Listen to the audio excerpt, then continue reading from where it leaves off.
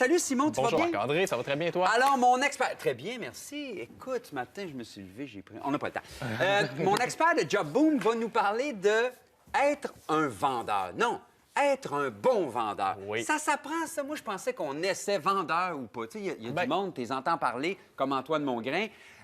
Il pourrait te vendre un réfrigérateur si tu étais un Esquimau, tu sais. Effectivement. C'est sûr qu'il y a certaines prédispositions à être un vendeur, mais c'est une carrière qui s'apprend et ce sont des bonnes carrières quand même. Parce que le métier de vendeur, on voit ça un peu de façon péjorative. Hein? Un petit peu parce qu'on pense à vendeur automobile ou vendeur dans les grandes surfaces, là, tu sais, au détail, des gens qui attendent longtemps que le client arrive. Mais ce n'est pas que ça. Ce n'est pas que ça. Et ça peut être bien Ça rémunéré. peut hein? être très bien rémunéré également. Ce sont des... En fait, quand on parle du domaine de la vente, Oui. on va distinguer en fait trois grandes catégories d'emplois. On va avoir, bon, oui, les représentants au commerce de détail, tu l'as mentionné. Ça, c'est ceux qu'on voit là, dans les magasins d'ameublement, dans les grandes surfaces n'importe électroniques. quel magasin. Ensuite, on va avoir aussi tout ce qui est le commerce de gros, donc c'est-à-dire le commerce inter-entreprise. Par exemple, moi, j'ai une entreprise qui vend un service ou un produit qui est destiné à d'autres entreprises. Tu n'as pas affaire avec les clients qui viennent, le consommateur. C'est Toi, ça. tu parles Ça va avec être du d'autres commerce distributeurs. inter-entreprise, donc OK. entre les entreprises. D'accord. Donc là-dedans, on va avoir, par exemple, des représentants des ventes et les représentants techniques. Donc ça, c'est des représentants qui vont vraiment être plus spécialisés dans les produits un peu plus, justement, techniques, comme par exemple dans la technologie ou dans la mécanique, des trucs comme ça. Et donc, quand on dit que ce sont des métiers intéressants, on va voir à l'écran le salaire moyen de ces professions-là. Donc, on voit, bon, dans le commerce de détail, évidemment, c'est un peu plus faible. 28 000 par année. Et là, est-ce qu'on parle de à commission, pas à commission? Ou C'est la l'argent moyenne qui se fait? générale. OK. Et si on regarde, par exemple, pour les représentants des ventes non techniques, il y a quand même un salaire moyen de 51 000 et pour les représentants techniques, 62 000 Donc, Wow. on parle quand même de carrières assez intéressantes. La différence entre vendeur et représentant, c'est tu parles directement au consommateur ou pas? Je dirais que c'est un peu un jeu linguistique parce que quand on disait que le terme vendeur était devenu un peu péjoratif, Ah oui.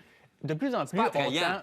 de plus en plus, on tend en fait à les appeler justement des représentants ou même des conseillers. C'est un terme qu'on va voir de plus en plus souvent dans le domaine de l'emploi parce que justement le terme vendeur est tellement associé à une image Ben oui. un peu négative, Oui. un peu, on pense aux vendeurs véreux qui essaient de nous faire acheter quelque chose dont on n'a pas Quand, besoin. dans le fond, c'est pas ça, et c'est très noble, et on en a besoin, et c'est Effectivement. vrai que ce sont des représentants qui sont là pour, en théorie, et ils le font la plupart, nous conseiller pour Nous qu'on fasse aider, de nous meilleurs guider, achats. effectivement. Si tu n'en as pas besoin, tu ne vas pas voir un vendeur. Effectivement. Tu y vas parce que tu as besoin de quelque chose, et lui, en principe, te conseille, te Voilà. guide, et puis... Et puis justement, bon, qu'est-ce qu'un bon vendeur? Oui. C'est ça, on en a parlé en Ça ouverture. prend des qualités, là, Ça pour t'en prend- aller là-dedans, là. Ça prend un coffre à outils particulier à la base. Donc, on va voir les 4 grandes qualités du bon vendeur. Ouais. Premièrement, la volonté. Deuxièmement, l'écoute, la communication et la connaissance du produit. On va c'est- l'expliquer tout ça. Comme pour être animateur, finalement. Un petit peu. Ben, tu es un bon vendeur. Faut vouloir, il faut écouter. Ça, je travaille là-dessus. Donc, volonté, qu'est-ce qu'on veut dire par là? Bien, il faut être à l'aise avec l'adversité, être capable d'accepter le refus et il faut être capable de diminuer la résistance du client sans l'effaroucher. Donc, il faut quand même avoir de la volonté, mais être attentif quand même aux réactions du client. L'écoute, bien, ça veut dire que les gens ne veulent pas nécessairement être convaincus, ils ne veulent pas nécessairement être éduqués, ils veulent être guidés. Donc, il faut être attentif à ce que le client nous dit. Il faut Autrement être dit, à l'écoute de ses besoins. à l'écoute de ses besoins, il faut être pouvoir bien empathique, il faut poser les bonnes questions pour l'amener au produit dont il a besoin. OK.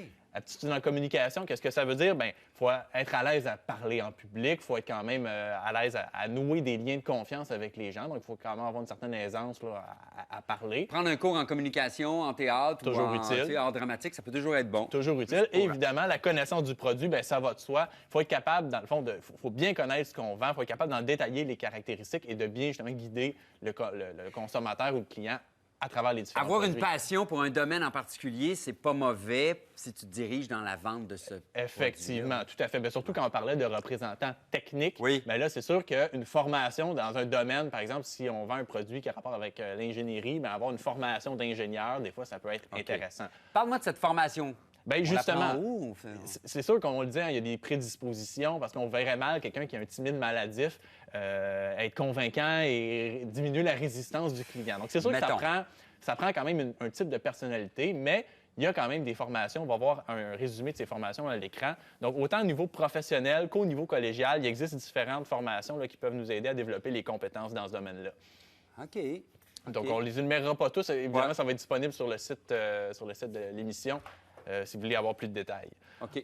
Donc, ben, tout ça pour dire hein, que c'est sûr que c'est un métier qui évolue beaucoup. Avec le web aujourd'hui, les consommateurs sont de plus en plus informés, sont de plus en plus autonomes, mais le métier de vendeur, il est toujours important. On parlait